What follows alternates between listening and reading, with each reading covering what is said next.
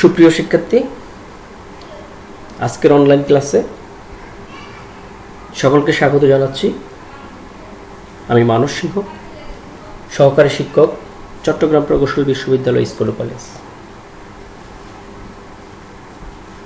আজকে আমরা ক্লাস 6-এর বিজ্ঞান বিষয় নিয়ে আলোচনা করব। আমাদের আলোচনার বিষয় হচ্ছে তৃতীয় অধ্যায়, উদ্ভিদ ও প্রাণীর কোষীয় সংগঠন এর দ্বিতীয় অংশ। গত ক্লাসে আমরা এই চ্যাপ্টারের প্রথম অংশটা নিয়ে আলোচনা করেছিলাম, যার আলোচনার বিষয়বস্তু ছিল আমাদের উদ্ভিদ ও প্রাণী কোষ সম্পর্কে, কোষের চিত্র কীভাবে আঁকতে হয় এবং এই কোষীয় যে অঙ্গাণুগুলো আছে তাদের সম্পর্কে সংক্ষিপ্ত কিছু বর্ণনা ছিল। দেখো, এই কোষের উদ্ভিদ ও প্রাণী কোষের মধ্যে যে অঙ্গাণুগুলো আমরা দেখি, যে নিউক্লিয়াস, মাইটোকন্ড্রিয়া, তারপরে nucleus, mitochondria, cytoplasm, plastid, Golgi বস্তু, এন্ডোপ্লাজমিক রেটিকুলাম, অনেকগুলো অর্গান থাকে, অঙ্গাণু থাকে, যেগুলো আমরা উপরের ক্লাসে আলাদা আলাদা চিত্র, ঘটন, বর্ণনা পড়তে হয়। কিন্তু ক্লাস 6-এর তোমাদের সিলেবাস অনুযায়ী আমাদের শুধু উদ্ভিদ কোষ ও প্রাণী কোষের চিহ্নিত চিত্র এঁকে প্রতিটা অঙ্গাণুর ছোট ছোট একটু বর্ণনা একটু কি আছে, সেই আলোকে আমরা গত ক্লাসটা করেছিলাম। তো আজকে আমরা আমাদের এই চ্যাপ্টারের পরবর্তী অংশ শুধুমাত্র নিউক্লিয়াস সম্পর্কে যে বর্ণনাটা দেওয়া আছে সেটা পড়ব এবং কোষের কাজ সম্পর্কে আলোচনা করব। তো দেখো, নিউক্লিয়াসের মাঝে এই যে একটা চিত্র দেখা যাচ্ছে, যেটাকে কোষের মাঝে এই যে চিত্র দেখা যাচ্ছে সেটাকে আমরা বলি নিউক্লিয়াস। এটা হচ্ছে সেই নিউক্লিয়াস। এটা নিয়ে আজকে আমরা একটু বড় করে চিত্রসহ আলোচনা করব। তো শুরুতে নিউক্লিয়াস সম্পর্কে যদি আমি বলতে যাই, যে কোষের প্রোটোপ্লাজমের মধ্যে যে ভাসমান অঙ্গাণুগুলো থাকে তার মধ্যে মোটামুটি একেবারে গোলাকার ঘন বস্তুটাই হচ্ছে নিউক্লিয়াস। দেখো, এটা দেখতে মোটামুটি গোলাকারই থাকে, তবে কিছু কিছু উদ্ভিদ বা প্রাণী কোষ সেটা উপবৃত্তাকার বা নলাকার হতে পারে। সাধারণভাবে সেটা গোলাকার হয়ে থাকে। এটা নতুন কোষে বলল যে নিউক্লিয়াসটা কেন্দ্রে থাকে কোষের, কিন্তু আমরা দেখি যে প্রাণী কোষের নিউক্লিয়াসটা মোটামুটি কেন্দ্রেই থাকে সবসময়। তবে উদ্ভিদ কোষে যেহেতু কোষ গহ্বরটা বড়, সেজন্য নিউক্লিয়াসটা একটা প্রান্তে চলে আসে। তো নিউক্লিয়াস কি করে? এটা কোষের সকল শারীরবৃত্তীয় কাজ নিয়ন্ত্রণ করে থাকে, অর্থাৎ এটা হচ্ছে কোষের নিয়ন্ত্রকর্তা। সেজন্য এটাকে কোষের মস্তিষ্কের সাথে তুলনা করা হয়েছে। প্রাণী দেহের যেমন মস্তিষ্ক হচ্ছে প্রধান অঙ্গ, যেটা ছাড়া কোনো উদ্ভিদ বা প্রাণী কল্পনা করা যায় না, এবং আমাদের যে মস্তিষ্কটা সেটা আমাদের অন্যান্য অঙ্গাণুগুলোকে যেমন নিয়ন্ত্রণ করে থাকে, এই নিউক্লিয়াসটাও কোষের অন্যান্য অঙ্গগুলোকে নিয়ন্ত্রণ করে। সে হচ্ছে হেড এই কোষের। সেই জন্য নিউক্লিয়াসকে কোষের মস্তিষ্কও বলা হয়ে থাকে। তো দেখা যাচ্ছে প্রতিটা কোষেই নিউক্লিয়াস থাকে। কিছু কিছু নিম্ন শ্রেণীর উদ্ভিদ বা প্রাণীতে এইটা নিউক্লিয়াসটা সুগঠিত হতে পারে, আবার নাও থাকতে পারে। তখন সেটাকে আমরা আদি কোষ বলে থাকি। আর নিউক্লিয়াসটা সুগঠিত হলে সেটা আমরা বলি প্রকৃত কোষ। এখন এই নিউক্লিয়াসটার সম্পর্কে আমরা একটু জানবো। দেখো, এটা এরকম হতে পারে, চিত্রটা এমন হতে পারে, এমন হতে পারে। আমরা সাধারণত অনেকগুলো চিত্র দেখতে পাই, তার মধ্যে যেটা সরল এবং আমাদের বুঝতে সুবিধা হয় আমরা ওইরকম একটা চিত্র নিয়ে আলোচনা করব। যেমন এটা হচ্ছে মোটামুটি একটা নিউক্লিয়াসের সরল চিত্র। আমরা কি দেখতে পাচ্ছি? আমরা দেখতে পাচ্ছি একটা নিউক্লিয়াসের মোটামুটি 4টি উপাদান থাকে। সেই 4টি উপাদান কি? নিউক্লিয়ার মেমব্রেন অর্থাৎ নিউক্লিয়ার আবরণী। এই নিউক্লিয়াসের বাইরে যে একটা আবরণ থাকে সেটাকে বলা হয় নিউক্লিয়ার মেমব্রেন বা নিউক্লিয়ার আবরণী। এর ভিতরে যে কালো স্পষ্ট একটি বৃত্তের মতো থাকে, বলের মতো, সেটা হচ্ছে নিউক্লিওলাস। এর মাঝে যে তরলগুলো থাকে সেটা হচ্ছে নিউক্লিওপ্লাজম। দেখো, সাইটোপ্লাজম বা প্রোটোপ্লাজম কিন্তু কোষের ভিতরে এরকম ছিল, নিউক্লিয়াসের ভিতরে যে তরলটা সেটা হচ্ছে নিউক্লিওপ্লাজম। এখন এই নিউক্লিয়াসগুলোর মাঝে দেখো এখান থেকে উৎপন্ন হয়ে অনেকগুলো সুতার মতো অঙ্গাণু এটার ভিতরে দেখো দেখা যাচ্ছে। এটাকে বলা হয় নিউক্লিয়ার ক্রোমাটিন তন্তু বা নিউক্লিয়ার রেটিকুলাম। এটাকে নিউক্লিয়ার রেটিকুলাম বা ক্রোমাটিন তন্তু বা ক্রোমোজোম যেটাই এরকম বলা হয়ে থাকে। তো এই 4টা উপাদানই মূলত হচ্ছে নিউক্লিয়াসের নিয়ে গঠিত। তবে এখানে আরেকটা ছিদ্র দেখা যাচ্ছে, দেখো এটা একটা ছিদ্র, এটা একটা ছিদ্র। এই নিউক্লিয়ার মেমব্রেনের মাঝে মাঝে ছিদ্র থাকে, এটাকে আমরা নিউক্লিয়ার ছিদ্র বা নিউক্লিয়ার রন্ধ্র বলতে পারি। তাহলে এই হচ্ছে মোটামুটি নিউক্লিয়াসের গঠনটা। এখন আমরা যদি আলোচনা বলতে যাই, শুরুতে যদি বলি নিউক্লিয়ার মেমব্রেনটা কি। মেমব্রেন মানে হচ্ছে আবরণ, ইংলিশে মেমব্রেন বলা হয়, বাংলা আবরণী। আমরা কোষ আবরণী পড়েছিলাম, প্রাণী কোষের যে একটা আবরণ থাকে সেটাই। দেখো, প্রাণী কোষের যেটা আবরণটা বাইরের সেটাই হচ্ছে সেল মেমব্রেন বা কোষ আবরণ। কিন্তু উদ্ভিদ কোষে তার বাইরে আরও একটা আবরণ ছিল, সেটা হচ্ছে কোষ প্রাচীর। সেটা মাত্র উদ্ভিদ কোষে। আমরা যখনই পড়বো একটু কম্পেয়ার করে পড়বো, ওয়ার্ডগুলো একটু কম্পেয়ার করবো, উদ্ভিদ কোষে কোথায়, প্রাণী কোষে কোথায়, উদ্ভিদ কোষে কীভাবে, প্রাণী কোষে কীভাবে, নিউক্লিয়াসে কীভাবে, তাহলে আমাদের বোঝাটা খুবই ইজি হয়ে যাবে। হ্যাঁ, তো আমরা এটা পড়তে গিয়ে আবার এখানে যাব, কারণ ওয়ার্ডগুলো যখনই সিমিলারিটি পাবো আমরা এগুলোর সাথে কম্পেয়ার করার চেষ্টা করব। আমরা এখানে আবার চলে যদি দেখি যে উদ্ভিদ কোষে এই যে কোষ প্রাচীর আছে, তারপরে কোষ মেমব্রেন আছে বা কোষ আবরণী আছে, এই যেমন প্রাণী কোষে আছে। নিউক্লিয়াসে তেমন একটা আবরণ আছে, সেটা হচ্ছে নিউক্লিয়ার মেমব্রেন বা নিউক্লিয়ার আবরণ। এই আবরণী সাইটোপ্লাজম থেকে নিউক্লিয়াসের ভিতরের বস্তুগুলোকে আলাদা করে রাখে। দেখো তো, এটা সাইটোপ্লাজম, এই যেমন এটার ভিতরে যে তরলগুলো আছে এটা সাইটোপ্লাজম। তাহলে সাইটোপ্লাজমের থেকে এইটা ভিতরেটা আলাদা না? এই যে একটা আবরণটা আছে, এই আবরণটা দিয়ে ভিতরে হলুদ অংশটাকে আলাদা করে রাখছে না? তাহলে এই আলাদা করে রাখছে কি এই আবরণটা। এই আবরণটার নাম হচ্ছে কি নিউক্লিয়ার আবরণী। সেজন্য আমরা বলবো যে এটি সাইটোপ্লাজম থেকে নিউক্লিয়াসের ভিতরের বস্তুসমূহকে আলাদা করে রাখে। একই সাথে এটি তরল পদার্থ চলাচল নিয়ন্ত্রণ করে। দেখো, এখানে যে তরলটা থাকে সেটা বাইরে ভিতরে এই রন্ধ্র দিয়ে চলাচল করতে পারে বা এটার ভিতর দিয়ে এই চলাচল করতে পারে। তাহলে এটা নিয়ন্ত্রণ করে কে? এই নিউক্লিয়ার মেমব্রেনটা। সেজন্য বলা হয়েছে এটি তরল পদার্থের চলাচলও নিয়ন্ত্রণ করে থাকে। এটা হচ্ছে তার কাজ। আমরা মূলত পড়ব এভাবে যে এই অংশগুলোর বর্ণনা এবং ঘটনা এবং কাজটা মোটামুটি একসাথেই দেওয়া আছে। আমরা আলাদা বুঝে নেব যে ওইটাই কাজ। যেমন আমি যদি আবার বলি যে নিউক্লিয়ার মেমব্রেনের গঠন আলোচনা করে, তাহলে আমি বলবো এটি নিউক্লিয়াসকে ঘিরে রাখে। এই আবরণী সাইটোপ্লাজম থেকে নিউক্লিয়াসের ভিতরের অংশগুলিকে আলাদা করে রাখে। এর কাজ হচ্ছে এটি তরল পদার্থের চলাচল নিয়ন্ত্রণ করে। তারপরে আমাদের আসলে এই ভিতরের যে তরলটা নিউক্লিওপ্লাজম। তাহলে বলো তো নিউক্লিওপ্লাজম মানেটা কি? তো নিউক্লিয়াসের ভেতরের তরল ও স্বচ্ছ পদার্থটি হলো নিউক্লিওপ্লাজম। এর মধ্যে ক্রোমাটিন তন্তু ও নিউক্লিওলাস থাকে। দেখছো, নিউক্লিওপ্লাজমের মধ্যে কি দেখা যায়? এই যে সুতাগুলো, নিউক্লিয়ার রেটিকুলাম বা ক্রোমাটিন তন্তু, এগুলো থাকে। আর কোনটা আছে? এই নিউক্লিওলাস আছে। এই জন্য বলছে যে নিউক্লিওপ্লাজম বা তরলটার মধ্যে থাকে কি? ক্রোমাটিন তন্তু এবং নিউক্লিওলাস। শেষ।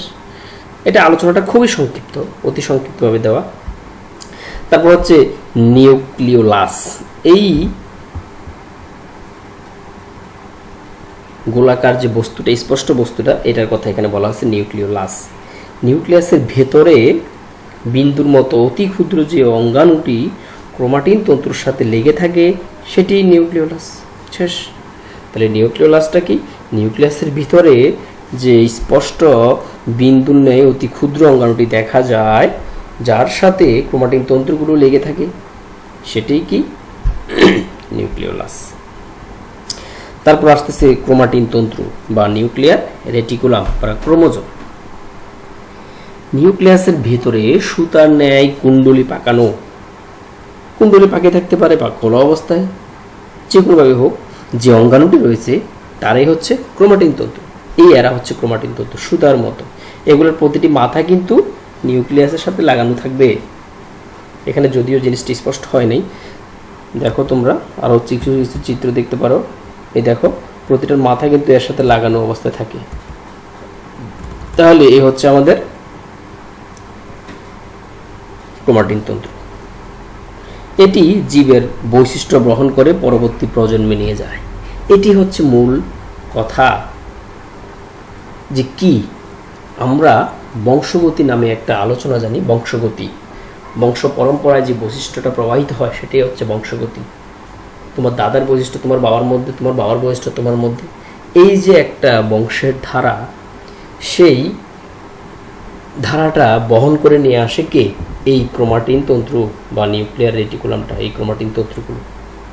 এর মাঝে জিন নামক একটা উপাদান থাকে, অর্থাৎ এর মাঝে সাইড ক্রোমোজোম থাকে, ক্রোমোজোমের ভিতরে ডিএনএ থাকে, ডিএনএ ভিতরে জিন থাকে। এই জিনটি হচ্ছে সেই বংশগতির বৈশিষ্ট্যটা বহন করার জন্য দায়ী।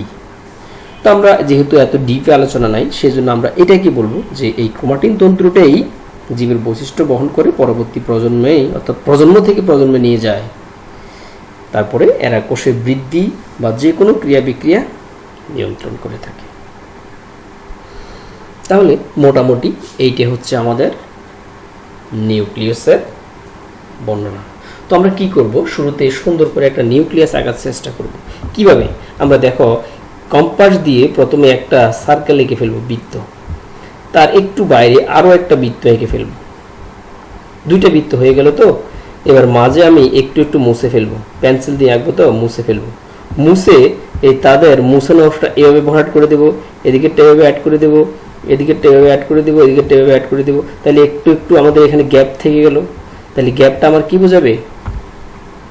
গ্যাপটা বোঝাবে যে নিউক্লিয়ার রন্ধ্র। ঠিক আছে? তো তারপরে আমরা কি করব? এটার নাম লিখবো নিউক্লিয়ার মেমব্রেন। তো দুটো হয়ে গেল, নিউক্লিয়ার মেমব্রেন আঁকা হয়ে গেল, নিউক্লিয়ার রন্ধ্র আঁকা হয়ে গেল। তারপর আমি ভিতরে স্পষ্ট করে এরকম একটা কালো বৃত্ত আঁকবো, এটা হয়ে গেল নিউক্লিওলাস। এবার এই বৃত্ত থেকে এভাবে সুতা টেনে পেঁচায় পেঁচায় পেঁচায় পেঁচায় আবার সুতার মাথাটা এখানে অ্যাড করে দেবো। এই কালো বৃত্তটা তুমি মাঝে আঁকতে পারো বা এক প্রান্ত, কোনো সমস্যা নেই। আবার এখান থেকে আরেকটা সুতা বের করে পেঁচায় পেঁচায় পেঁচায় আবার সুতার মাথাটা এখানে অ্যাড করে দেবো। এরকম জাস্ট সুতার দুইটা মাথা এর সাথে লেগে থাকবে। হয়ে গেল। তাহলে এটা হচ্ছে নিউক্লিওলাস, আর যে সুতা আঁকতেছে এটা হচ্ছে ক্রোমাটিন তন্তু। তারপরে আমাদের যে এখানে তরলগুলো দেবো, বিন্দু বিন্দু বিন্দু বিন্দু, পেন্সিলের মাথা দিয়ে অনেকগুলো বিন্দু বিন্দু দেবো ফোটা ফোটা, এগুলো হচ্ছে নিউক্লিওপ্লাজম। হয়ে গেল। তারপরে তার বর্ণনাটা ছোটোখাটো করে বলবো, যেটুকু আমাদের বইতে আছে। তাহলে এই হচ্ছে নিউক্লিয়াসের আলোচনা। আর সৃজনশীলের সেটা প্রশ্ন কীভাবে হয়? সৃজনশীলের প্রশ্ন হয় যে এই নামগুলো থাকে না, এখানে নামের পরিবর্তে এ বি সি ডি দেওয়া থাকবে, অর্থাৎ এ K B K C K তোমাকে লিখে গঠন বর্ণনা করতে হবে। আশা করি কঠিন হবে না। তারপরে এই হচ্ছে আমাদের নিউক্লিয়াসের আলোচনা।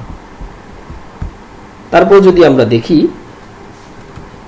দেখো আমাদের বইয়ের চিত্রটা এটাই ছিল সেম। তারপর যদি আমরা দেখি জীবদেহে কোষের ভূমিকা, অর্থাৎ আমাদের এই যে কোষটা আছে, উদ্ভিদ হোক প্রাণী হোক, এটা আমাদের জীবদেহের জন্য কি কাজ করে বা কি প্রয়োজনীয়তা, এর ভূমিকাটা কি? এই কোষটার ভূমিকাটা কি? বিশাল ভূমিকা। আমাদের কোষটাই তো আমাদের টোটাল বডিটাকে নিয়ন্ত্রণ করতেছে। আরেকটা কথা দেখো, আমাদের বডির যে কোষের কথা বলা হয়, সব জায়গার কোষ কিন্তু একরকম নয়। সবগুলো কোষের গঠন ও কাজও কিন্তু একরকম নয়। যেমন দেহকোষ একরকম, জনন কোষ আরেক রকম, দেহকোষের মধ্যে এক এক ধরনের দেহকোষ এক এক রকম। সেজন্য এগুলো আবার এক একটার এক এক কাজ। তো দেখো এখানে কি বলা আছে, জীবদেহে কোষের ভূমিকা। কোষ কি তা তোমরা জেনেছ। কতগুলো কোষ একত্রিত হয়ে যখন একই ধরনের কাজ করে তখন তাকে কলা বা টিস্যু বলে। গত ক্লাসে আমরা এটা নিয়ে আলোচনা করেছিলাম যে শুরুতে কোষ একটা, আমাদের বডি থেকে যদি একটা আমরা কোষ নিয়ে আসি এটা হচ্ছে কোষ। অনেকগুলো কোষ মিলে যেটা হয় সেটা হচ্ছে কলা বা টিস্যু। তারা আবার একই কাজ করে। অনেকগুলো কলা বা টিস্যু মিলে হয় অঙ্গ, অনেকগুলো অঙ্গ মিলে হয় তন্ত্র, অনেকগুলো তন্ত্র মিলে হয় আমাদের এই বডিটা। আবার যদি বলি যে আমাদের কোষ, অনেকগুলো কোষ মিলে হয় কলা বা টিস্যু, অনেকগুলো টিস্যু মিলে হয় অঙ্গ, যেমন হাত, পা, নাক, মাথা, এগুলো আমাদের একটা একটা অঙ্গ। এরকম অনেকগুলো অঙ্গ মিলে হয় তন্ত্র, যারা একই কাজ করবে। যেমন কঙ্কাল তন্ত্র, আমাদের হাড্ডিটা, সবগুলো একই কাজ করে, বডির ভারসাম্যটা এবং বডিটাকে রক্ষা করে, এই দাঁড়ায় থাকতে সহায়তা করে। তারপর হচ্ছে রেশন অঙ্গ, আমাদের রেশনের সাথে জড়িত। শ্বসন অঙ্গ, আমাদের শ্বসনের সাথে জড়িত।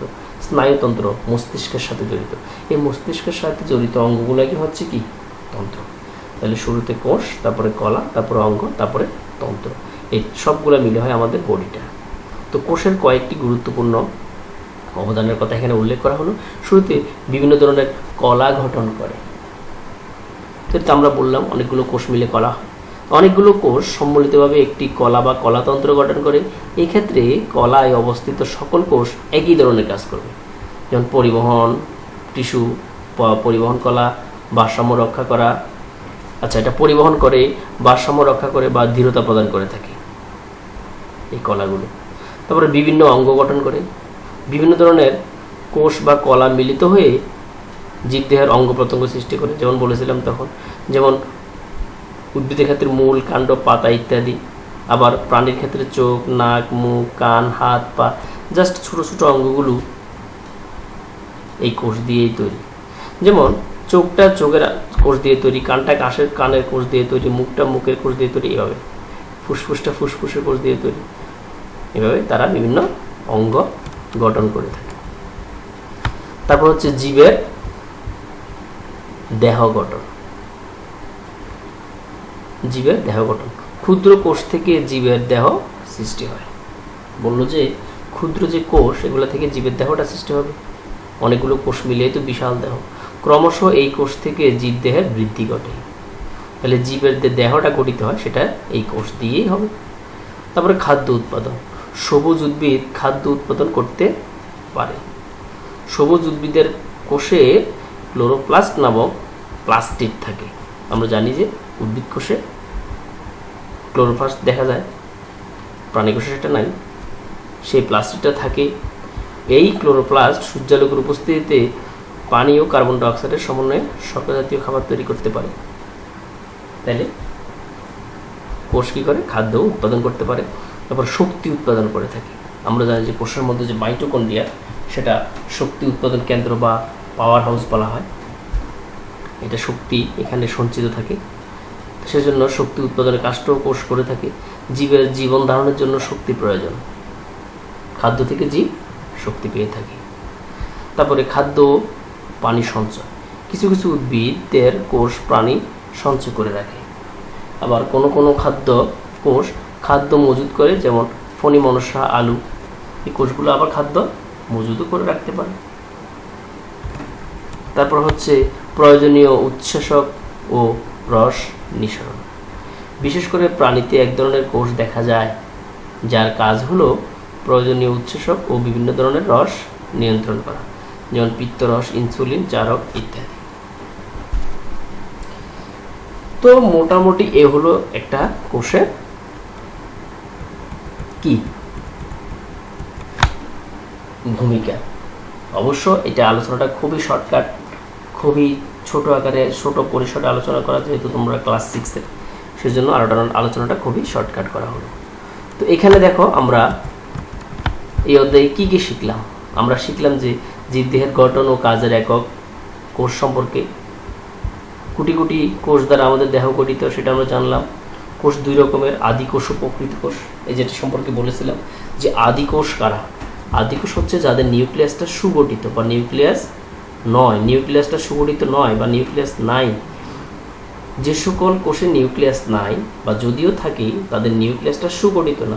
অর্থাৎ আমরা একটু আগে নিউক্লিয়াস সম্পর্কে পড়ছিলাম যে নিউক্লিয়ার মেমব্রেন, নিউক্লিয়ার রন্ধ্র, নিউক্লিওপ্লাজম, তারপরে নিউক্লিওলাস, ক্রোমাটিন তন্তু, এই উপাদানগুলো যদি ঠিকমতো না থাকে সবগুলো, তাহলে সেটা প্রকৃত কোষ নয়, অর্থাৎ আদি কোষ।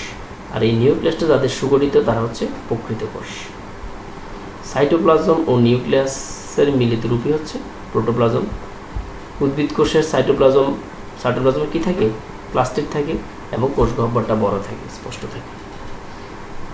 এই সম্পর্কে আমরা মোটামুটি জানতে পারলাম এই চ্যাপ্টার থেকে।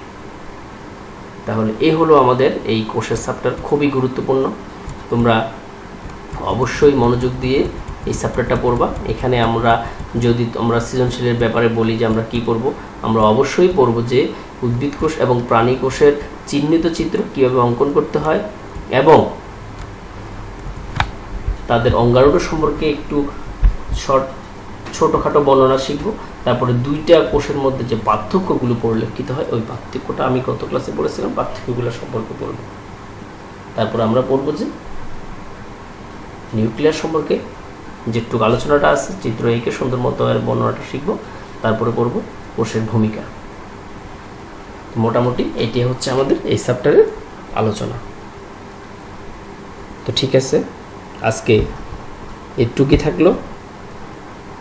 আগামী ক্লাসে আবার আমরা নতুন কোনো টপিকস নিয়ে হাজির হব। সে পর্যন্ত সবাই ভালো থাকবে, নিরাপদে থাকবে, এই প্রত্যাশা রেখে আজকে এখানে বিদায় নিচ্ছি। ধন্যবাদ সকলকে।